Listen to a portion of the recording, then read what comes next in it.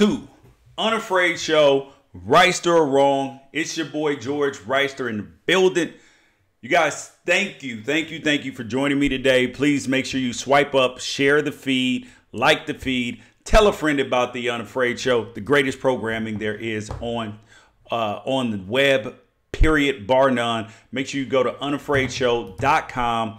All types of great content up there on a daily basis. Yeah. We got a bunch of great things up for you guys today.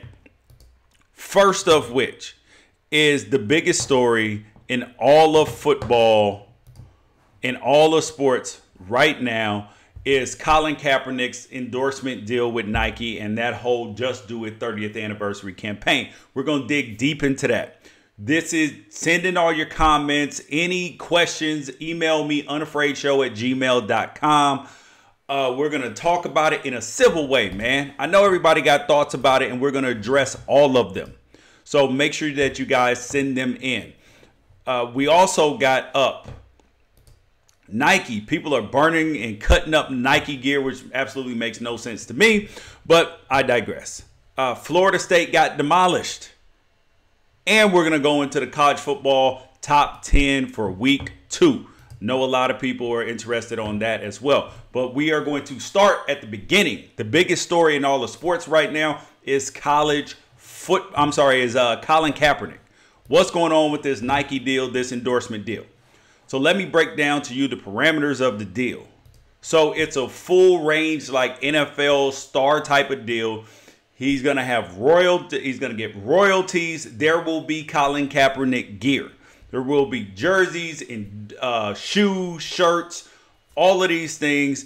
I mean, like, this is a full-fledged, like if you can go buy a pair of Kyrie's, you can go buy a pair of Jordans, you can go buy a pair of Kobe's, LeBron's, and now you'll be able to buy a pair of caps. That's pissed a lot of people off because they didn't like the ad slogan.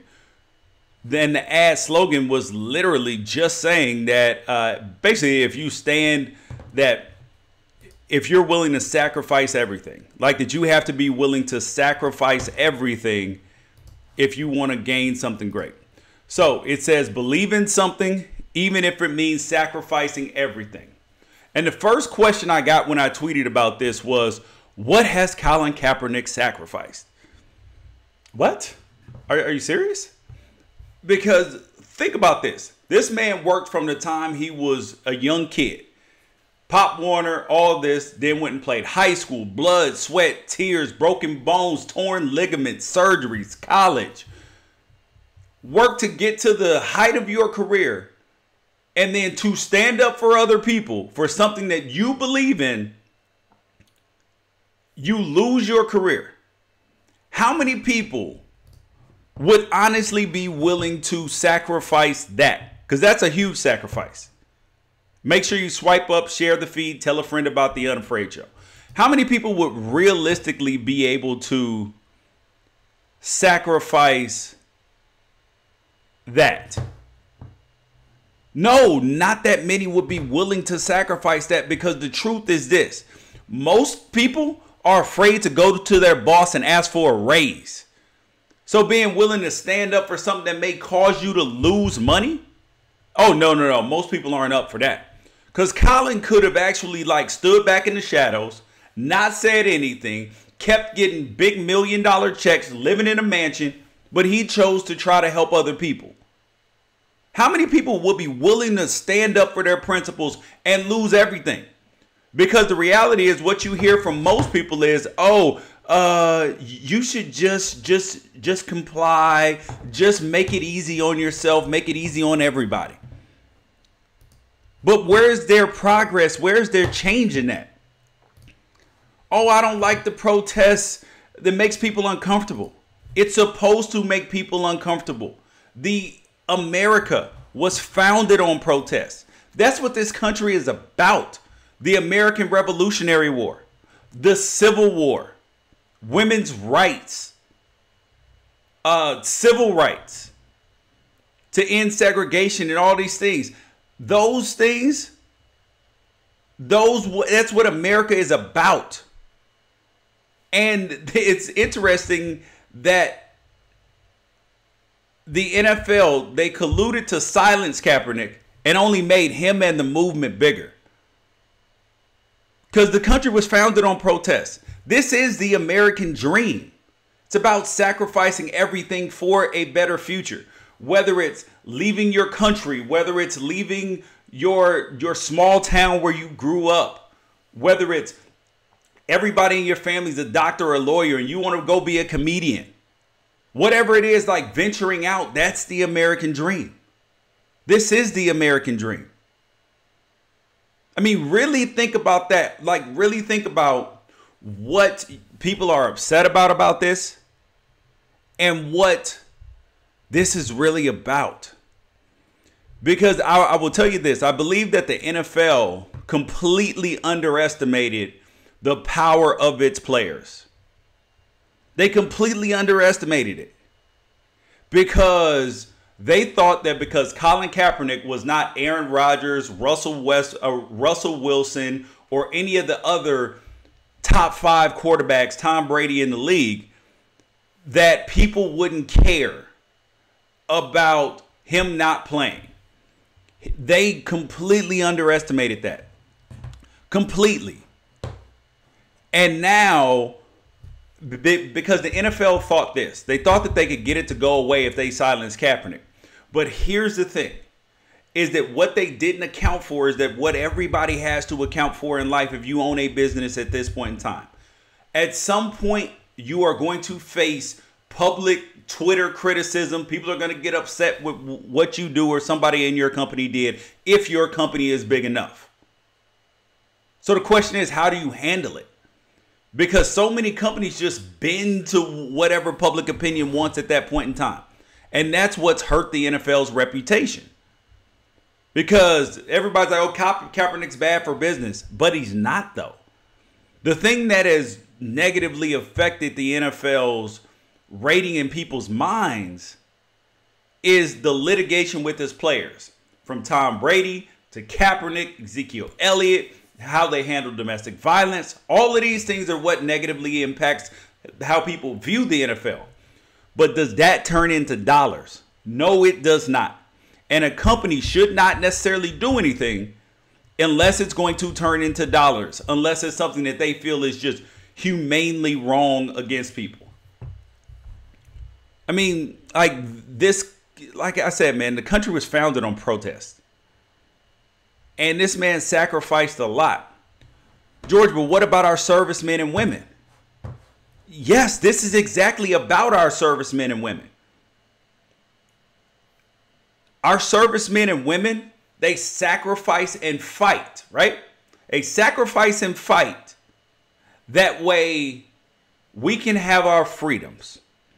Freedom of speech, freedom to criticize the government, freedom to do whatever, all the things that are afforded us in the Constitution. So if we are then trying to limit people's freedoms and limit people's rights, how on earth, then what on earth was those servicemen and women sacrificed for? If we aren't going to use those freedoms. Patrick sent in a comment. I have no disagreement for his right to protest and what he's protesting, but I can't just go into my office or place of employment and start protesting. I get fired or I get a reputation in my industry. Colin Kaepernick did get fired and he got a reputation in his industry. He did. But the reality is this, is that you have to, like, people are mad at the symptom, but not addressing the cause. If I have a broken arm, and I'm mad that I have pain in my arm, I'm like, I got to get the pain to stop. I'm taking drugs to get the pain to stop. No, you have to fix the broken arm. Like, there would be no need for kneeling if you fixed what the need for kneeling was. Oh, but I don't like the way the kneeling happened. We will go into that for us in just a few minutes. But I wanted to bring up Pat Tillman because there's a meme going around about Pat Tillman with the same quote, believe in something even if it means to sacrifice everything. Because Pat Tillman's family has come out and said, listen, stop using our son for political fodder. First of all. Second of all, he believed in people's rights. That's why he went to go fight. And then also Pat Tillman got killed by friendly fire. I mean, like, come on. I mean, like, at what point in time are we just going to be real about these things? And I put out a poll on Twitter, and I asked how people felt about I said, what do you think about the Nike Just Do It campaign with Kaepernick? 47% say they support Nike and Cap. 44% say they'll never buy again. 9% say they support Nike but not Cap. I find that interesting. And that's 5,675 votes so far. So it's a decent spread. People are all on my timeline. I'm assuming that this is a pretty decent representation of people on Twitter. Some I follow, some who follow me, some who don't. And I'm looking, I'm like, okay, that's very interesting. So I think people forget that Nike spends millions, hundreds of millions of dollars over the course of years and years on research. They don't just flippantly make decisions. They tested their market. They know that that whatever the backlash is going to be, because they knew that there was going to be some, that it's going to translate into more dollars and better for the company than not having done it. Because think about this. Nike is the same company that was built on the idea of rebellion, of going against everything. They're just sticking to their core principles. Like, this is the same company that told the NBA to shove it with Michael Jordan, with their team shoes. They paid his fines. I mean, like, they took a risk on Michael Jordan as their big star when companies felt uncomfortable with having a black man as their pitch man. So this is a company that is completely used to taking some heat for a decision that they make. And the reality is that people think that Nike's stock price is going to be hurt. No. Yes, it's down $2 today, but the entire stock market's down today. And it's not coming crashing down. Because the reality of it is this: try getting away from Nike. Try. You can't watch basketball. They provide the NBA with their uniforms, and an official sponsor of the NBA, official sponsor of the NFL. Most of all, your favorite college teams, college basketball teams. Your kid's high school team might have Nike jerseys on it, Nike logos on it. Your kid wearing Nike socks. So how are you going to really get away from them? Okay, I'll wear Converse. Nah, you can't wear those either. Okay, I'll wear some Hurleys. I'll wear Hurley shirts. Nah, Nike owns those too. Wear some Cole Haans. Nah, can't do that either. Okay, forget it. I'm going Under Armour. Do you know that Steph Curry, who hates Donald Trump as well and has been in public fights with him, plays for the Golden State Warriors, owns part of Under Armour? Dang, can't go there either. Maybe I'll go to Adidas. I'm just saying, like, you cannot get away from Nike. This is just the truth. Like, this is not me, but I mean, like, I find it also very curious that the same people who knocked all type of people for boycotting Starbucks, for people trying to say boycott In and Out, all of this, even though I was critical of these people as well. A lot of those are the same people saying, oh, you need to boycott Nike. How did that work out for everybody else? How did the boycott of Chick-fil-A go? Chick-fil-A makes more money. They just opened 2 new ones about 10 miles away from within 7 miles of my house. Opened 2 of them. How do you think that worked out? Chick-fil-A is making more money. How about In and Out? Boycott In and Out. Nope. Lines in In and Out still packed everywhere. How did it work out for the NFL? Boycotting the NFL. It doesn't work out. I mean, really think about this. The NFL, since Kaepernick took a knee, revenues have continued to go up. No team has lost money. Not one. Not one single solitary penny since the kneeling. Not one. But George, ratings are down. Yeah, for sure ratings are down. Ratings are down in college football too. But guess what's up? Viewership. And that's all that matters. Because guess who does not count in ratings? People, if you watch a game on your smartphone, if you watch a game on your Apple TV, you have YouTube TV, Hulu TV, whatever, Sling TV, you do not count in the ratings. The NFL is not protecting their interest. They thought they were, but that's why that they aren't continuing to bend on this anthem issue. That's why they said, forget it. We're just putting it off in oblivion forever. Because what are they going to do? What are they going to do? It's not hurting their business. It's only causing more problems for them to fight it. Let players do whatever they're going to do. Long as they are not in jail, they're not hurting anybody. They're donating money. Kaepernick's donating $1 million. They're in a collusion lawsuit right now. They're like, hell no, we're not playing around with this. Like, just line up, play football. We won't show the anthem like we didn't used to. Everything will be fine. And so the league is making its right move in terms of protecting itself in terms of that way. Yeah. And the reality is, all the people talking about they're going to boycott Nike, they're not Nike's demographic anyway. It's old white men who may have like one pair of shoes in their closet and occasionally buy their grandson a pair of shoes. That's not their core demographic. They're going for the people that they lost, the percentage of market share that they lost to Adidas. That's who their target audience is. Because Nike's still the biggest, baddest person in all of the shoe game. It's not even close. Oh, Nike stock price is down $2 today. Adidas is down like $6 today. Way more. Why is that? Because the whole stock market's down today. And then the thing that makes no sense to me is this. Is all these people who are talking about they're cutting up their Nikes. They're cutting up, burning their Nikes on television, on social media. I'm like, what kind of sense does this make? What kind of sense does this make to you're going to show Nike by burning your shoes and socks, cutting them up that you already paid for. You're going to show them they already got your money. They already got your money. Like, how does that show or prove anything besides destroying your own stuff that you paid for? I mean, that's like people looting in their own city. It's insanity. That's like somebody's wife saying, hey, honey, you need to get me new furniture. I demand you get me new furniture or I'm going to burn the house down. Like, you're going to burn the house down because I didn't get you new furniture?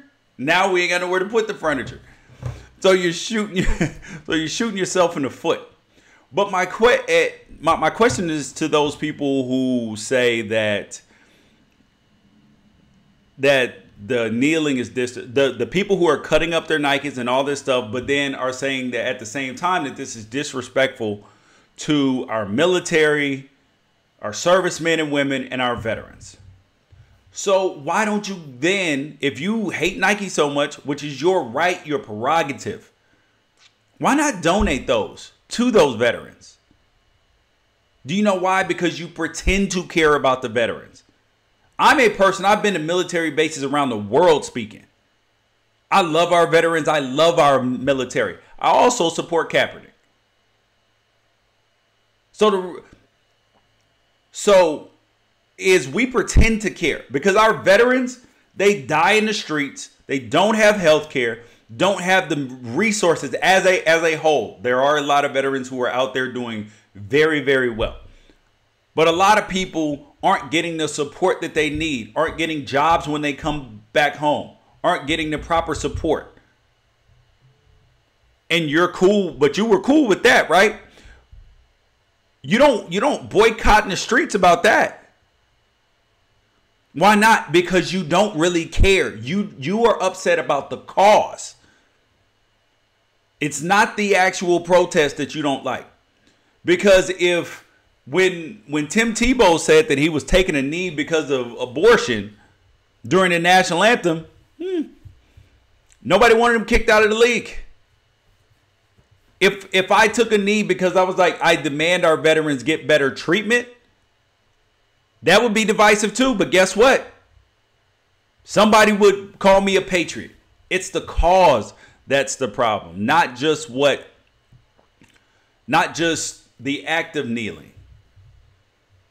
And so I got in an interesting debate on Twitter about this whole thing and about how and why people kneel, how they look at it, and what's going to happen to Nike. They said that that the NFL is going to drop Nike. Not ever happening. It will never, ever happen because they're locked into a 10-year deal. And you know how these things work? If the NFL were to break the contract with Nike, mind you, Nike dwarfs the NFL. The NFL is this big compared to Nike. Nike is significantly bigger than the NFL. So if the NFL were to drop Nike, do you know how much money they would owe Nike for loss of jersey sales? Because mind you, they're the official manufacturer of hats and jerseys for the NFL. Same thing with college football. A lot of their teams, the NBA. If these deals are broken, the NFL is going to go bankrupt trying to pay Nike back. So you know what they're going to do? Not a damn thing. That's what the NFL is going to do. They're going to sit back and they're going to and then you're going to have Bob McNair, the Texans owner, who said the inmates are running the asylum. You're going to have Bob McNair writing angry emails to Phil Knight and Tinker Hatfield and everybody else at Nike saying, oh, we need to stop this. And their reply is going to be, and this is Dragonfly Jones tweeted this, and I thought it was the greatest thing ever. He said, do you know what Nike's reply to him is going to be? They're going to say, hey, Bob, thanks for writing us. Here are your 3 colorway options for your Color Rush game in week 6 for Thursday Night Football. Let us know which one you want. That's what they're going to say. They're not going to give a damn what the NFL teams are going to say. I mean, really. And yep, I knew one of these comments was coming. Kind of like how Black Lives Matter does not protest Chicago. Do you realize that there are so many people with boots on the ground in Chicago trying to help the city out? Trying to do better in Chicago, I'm just saying. But one injustice, one where something is going wrong, where people are actually trying to fix it. Kanye, Chance the Rapper, there are NFL players out the streets trying to make the community safer, trying to make trying to make community relations better. They're out there donating their time, money. And the best part about this is this. The best part about the whole Nike thing is this. This is a gigantic FU to the NFL. Because think about this. The NFL, what we just talked about, their jersey manufacturing, everything is Nike.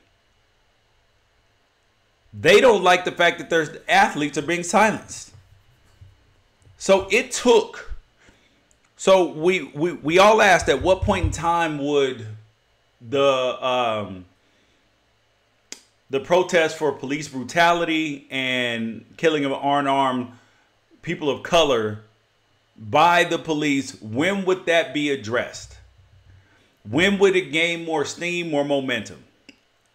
And the cause for Colin Kaepernick getting a job. We thought it would be when a big name white quarterback in particular spoke out about it. Aaron Rodgers has spoken out about it, but you also, even bigger than that, have a company as big as Nike willing to stand by Colin Kaepernick and what he's done in the community. I mean, how can you really knock somebody who's donated $1 million of their own dollars in the community? Goes to go speak to people, tries to do the right thing out there. I mean, like, how can you knock that? What is there to knock about that? I get that it makes you uncomfortable. I get that the protest makes you uncomfortable. It's supposed to. That's what protests do. So, as you can see, got my shirt on today. Got my cap shirt on today, and we will have some Unafraid Show cap shirts. So you are more than welcome to get on the store on those in a couple days. Next thing we got up today we're going to get into some college football. You guys make sure you send all your questions, comments, anything else over to unafraidshow@gmail.com. You can log on, hit me on Twitter @George Wrighster, get to all your comments and stuff as well. So college football. Florida State got absolutely smoked last night. I mean, they got smoked. They got boat raced. It was awful. It was Willie Taggart's debut at Florida State. Everybody was excited, and it didn't quite go the way that people thought it was gonna go.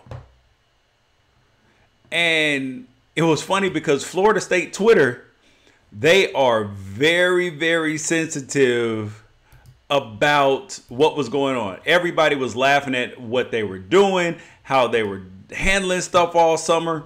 And people thought that this was going to be some like miraculous, that he was going to pick up where Jimbo left off. That he was going to pick up where he left off and everything was going to be A-OK. Well, that's not what ended up happening. They got destroyed by Florida State. 38 of their 63 plays went for negative yardage. I mean, really. Went for 0 or negative yards. I will tell you this as an Oregon fan. Yeah, it was a little sweet seeing him lose. But I don't want to see him fail. Like, I do not want to see Willie Taggart fail. And the reason why is twofold. One, there's a lot of kids who are depending on him to be successful. They are depending on the university to try to get their NFL and their life dreams fulfilled. So I don't want him to be unsuccessful. It's just fun to laugh at these things sometimes. And I will tell you what the fix that Florida State needs. They need one fix to get their team on board. Because what Willie Taggart is a good motivator, a good leader. He is a guy who is a good offensive mind. But the problem with what Willie Taggart is doing right now is he is trying to do too many jobs at one time. Trying to do too many jobs at one time.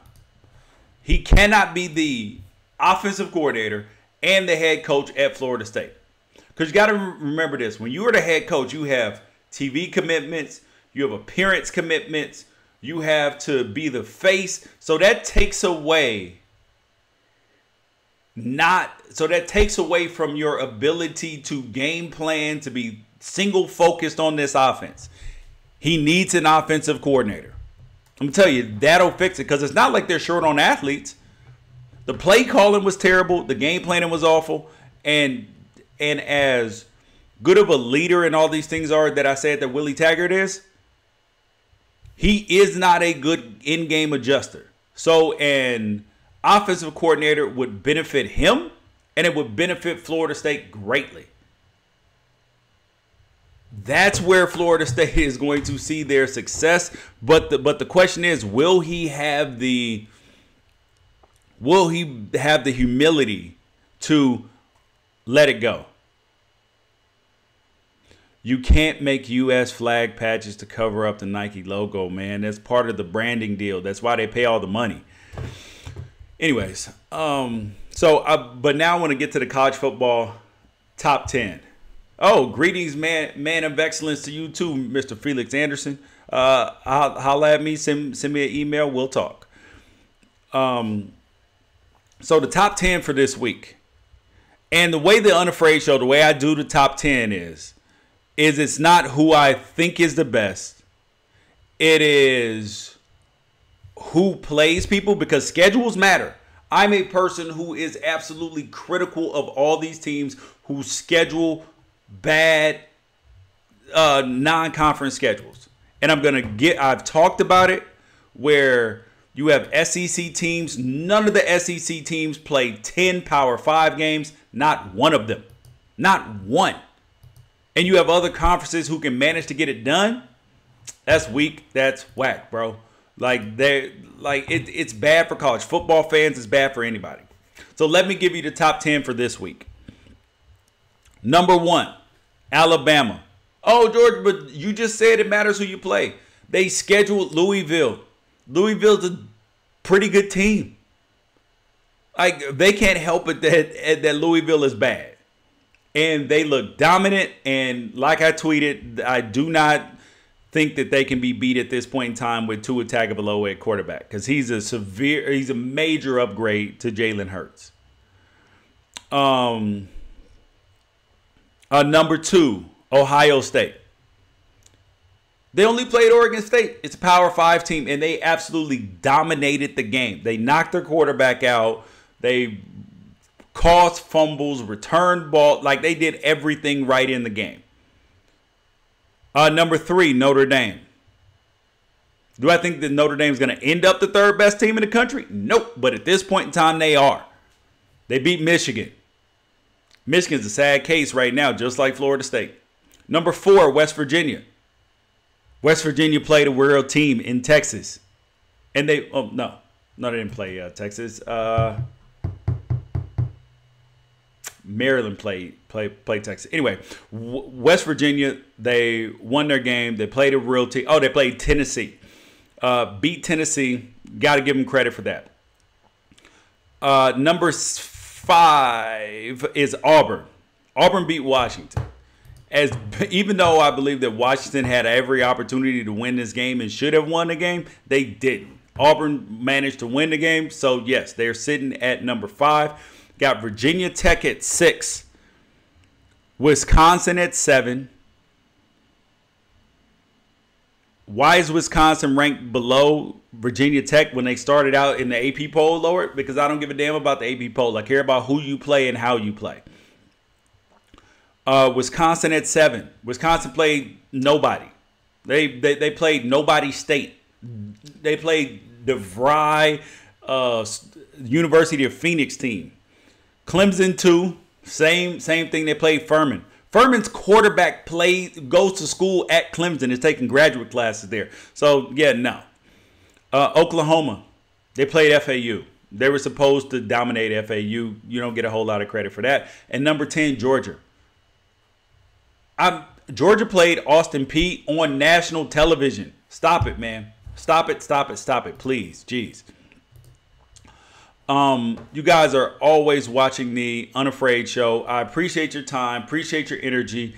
Make sure you tell a friend about the Unafraid Show. If you missed any of it, make sure you download the podcast. Visit unafraidshow.com. Thank you guys. Peace out. Catch you guys tomorrow.